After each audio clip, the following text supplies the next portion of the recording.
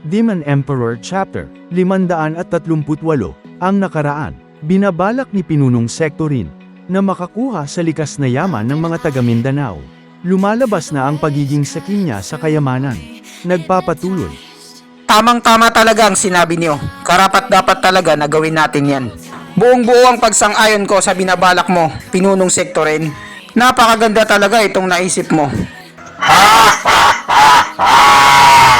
Magpapadala tayo ng isang grupo ng mga eksperto sa beast timing sector para magbayad sila ng danyo sa atin.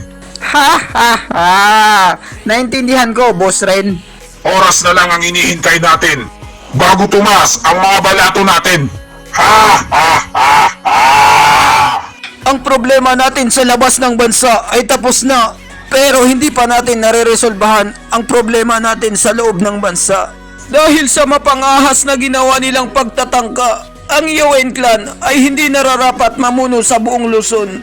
Kailangan nating maghanap ng iba na ipapalit. Isang tao na kaya niyang panagutan, ibigay ang ating interes o mas kilalang valued added tax o VAT. Hindi na natin kailangan problemahin yan. Pinuno ng Sectos 1. Hindi pa ba malinaw sa iyo ang pagpipilian natin? Ano na naman ang binabalak ng taong to? Alam kong mas malinaw pa ito sa sikat ng umaga. Ang ibig mo bang sabihin ay ang luluklan? Hindi maaari. Hindi ako makakapayag. Alam ng lahat ng tao sa Pilipinas na bata mo ang kanilang stewardess na si Chupa. Kasapi siya ng Demon Siming Secto. Ang gusto mong gawin ay siya ang piliin natin para may taas mo pa ang iyong interes dahil hawak mo sila sa iyong mga kamay. Suan Jianfeng, bakit masyado mong minamalit ang kahalagaan mo? Nagbibilang ka na agad. Ang Loloklan at ang Demon Siming Secto ay may connection nga kami sa isa't isa. Pero wala lang yon. Hindi mo na kailangan banggitin ng paulit-ulit at gumawa ng gulo. Tigilan mo na yung mga kuskus balungos mo. Sumusobra ka na. Hindi ko maapektuhan ang interes ng sekto mo, Tandang Swan. At magalit sa akin ang Heaven Trailer Secto sa isang napakaliit at kakarampot lang na bagay. Anong tingin mo sa akin, makitidang utak at ignoranteng tanga? Gaya pa rin ng dati, ganun pa rin ang bigayan natin. Ang Heaven Trailing Secto ay makukuha ang isa sa 3 hati. Tapos yung 2 sekto natin, yung 50% ay paghahatian natin. Tapos yung sobra dito na matitira, para naman yon sa mga taga Luzon na gagamitin sa 4-piece. Pero ngayon, ang Loloklan na ang magiging kinatawan ng buong Luzon. Mayroon pa tayong makukuha na extra income na 10%. At paghati-hatian natin ito. Kagaya ulit ng ginawa nating paghati-hati. At 5 na lang ang matitira dito. Sa bagay na to, ang mangyayari ay pinagplanuhan na ni Si Huyu ang mga darating na blessings sa buhay nila. Ang Heaven Trailer Secto, magiging 40% na ang puntos nila. Ito ang mga gusto kong naririnig. Ang sarap sa tenga. At kaming dalawa ay makakakuha ng tag 30% na porsyento. Ano sa palagay niyo, maganda ba ito? Hindi na rin masama. Ito ay parte nating lahat na ibinabalato sa atin. Kahit sino pa ang kumontrol sa pagbibigay nito, ang mahalaga ay nakikinabang tayong lahat dito. At kumikita tayo rito nang walang ginagawa. Ang pinaka-importante sa lahat ay naibibigay nilang bayad sa tamang oras. At hindi sila lumalaktaw sa pagbibigay sa atin ng buwis. Tamang-tama ang pagkakasabi niyo, Pinunong Sektorin. Yan din ang nasa isip ko.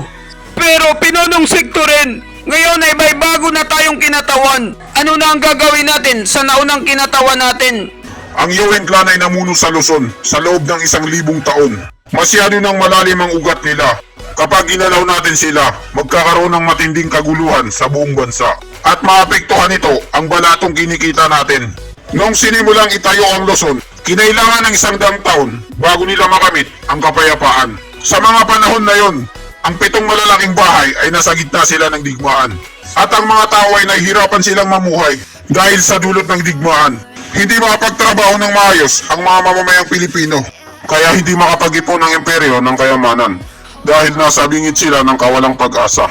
Malubha ang lagay ng bansa, kaya sa mga panahon na yon, kakarampot lang ang naibibigay nilang buwis. Hindi pwedeng malaglag ulit sa panganib ng matinding kaguluhan ang buong Luzon at magkaroon ulit ng kawalan ng pamahalaan. Pinuno ng sekto, Shi, sigurado ka ba sa kinatawan mo na kaya nilang kontrolin ng Yuen Clan at makuha nila lahat ang kapangyarihan ng pamilya ng emperador?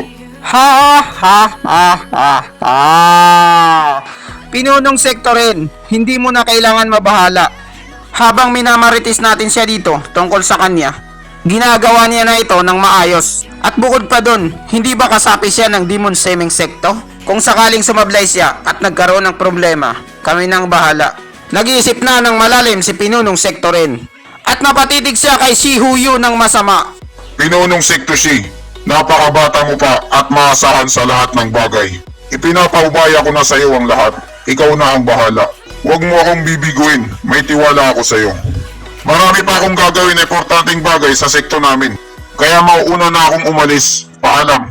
Iniwan na nga ni Pinunong Sektorin sa ere ang dalawa. Ngayon wala na yung tatay mo. Umalis na. Dalawa na lang tayo rito. Ano ngayon ang gusto mong palabasin, matandang swan? Si Huyu, nagmukha kang magaling sa harap ni Pinunong Sektorin. Sip-sip ka talaga. Sabihin mo, inggit ka lang sa akin. Pero binabalaan kita. Mas makakabuti sa kinatawan mo. Huwag niyang kontrolin ang Luzon at gagawa siya ng hindi maganda. Binabantayan ko kayo ng maigi. Kapag may nangyari sa balatong napupunta sa Mystical Heaven Secto, may paglalagyan kayong dalawa sa akin. So ano ngayon? Tinatakot mo ba ako? Hindi ko na kasalanan yun kung ang kinatawan na galing sa Luzon ay kasapi ng Demon Seming Sekto ko. Nung tinanggap ko ang batang yon sa sekto ko, ang alam mo lang gawin ay mangod siya at pinagtatawanan mo ko. Ngayon tignan mo siya kung gaano na kalayo ang narating niya sa buhay. Naging isa na siyang matagumpay na businessman. Napakayabang mo talaga. Samantala, yung dalagitang kinuha mo, ano nang nangyari sa kanya? Wala pa siyang natatapos na kahit ano. Wala pa siyang narating sa buhay. Ha ha ha ha ha. Napupuno na talaga ako sa iyo. Huwag kang masyadong mayabang. Ang batang yun ay hindi mo siya kayang kontrolin. Pagsisisihan mo sa bandang huli ang naging desisyon mo. At iniwan na nga ni Pinunong Sekto Swan si Si Huyu sa ere na nag-iisa. Wala ring silbi ang talento kapag hindi ito mapanganib. Ang gusto ko sa batang yun ay pumapalag at lumalaban. Parang bunakid lang. Batang may laban! Pero kahit gaano pa siya kapanganib, hindi siya makakawala at makakatakas sa aking mga kamay. Ha ha ha ha ha! Ha ha ha ha! Sa imperyo ng Kapitolyo, may dinaraos na isang pagdiriwang. Nakayuko kami ngayon sa harap ng koronasyon ng mahal na emperador. Ang upuan ng mahal na emperador ay may nakadisenyong dragon at gawa ito sa ginto. At umupo na dito si Taba bilang bagong emperador. Long live emperador! Long live emperador! Mahal na emperador, mabuhay ka pa ng matagal at magkaroon ng maraming anak. Napakaraming dumalo sa pagdiriwang ng bagong emperador. Lahat ng mayayaman at mga bigating tao sa buong Luzon. Maswerte ako sa biyaya na nakabalik pa ako ng buhay. Ang lahat ng iyon ay pasasalamat ko sa tagapagtanggol ng ating bansa. Ang nag-iisang pinakadakila na stewardess ng Luzon, si Chupa. Siya at ang Loloklan ay nagtulungan para itaboy ang mga salbahing taga-bundok sa pinakamagiting na paraan para mailigtas ang trono ng emperador. Ngayong araw na to, ipinapakilala ko sa inyo si Chupa at ang Loloklan. Gagawaran ko sila ng gantimpala sa pagiging matapang nila. Maaari ba, Chupa at ang Loloklan, lumapit kayo rito at kunin niyo ang inyong gantimpala? Kinakabahan na si Taba dahil makakaharap niya ulit si Chupa. Pumasok na nga sa loob ang mga membro ng Loloklan. Mula sa kanan, ang dalawang pantas, katabi nila ang matandang magjowa. Nasa unahan naman nila si Ling Wachang, kasabay si Zugi Kanping at matandang Lee. Nasa gilid naman nila si Yoming, at sa harap nila ay si Chupa, kasabay si Parikoy. Katabi niya ang dalawang magkapatid na Loloklan at sa likod si Captain Pang.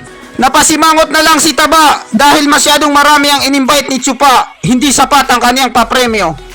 Akala ko ang pinaka nakakainis na peste ay matatanggal na sa buhay ko dahil mag-abroad na siya at ang Loloklan ay malalagay sa malaking kaguluhan. At marahil pwede ko pang pagplanuhan may balik ang kapangyarihan ng buong Luzon sa akin. Pero hindi ko siya lubusang maunawaan. Sa totoo lang, bakit niya nirecruit ang 3 pinakamatatalino sa Luzon? Ang plano ko ay bumagsak na bago pa ito magsimula. Mabait kong kinakapatid, papaano na to? Ano na ang susunod kong gagawin? Naguguluhan na si Taba at hindi na makapag-isip ng maayos dahil sa kanyang obesity. At dito nagtatapos ang chapter 538. Maraming salamat po sa panunood nyo. Mag-subscribe para laging updated. Sa mahal mo.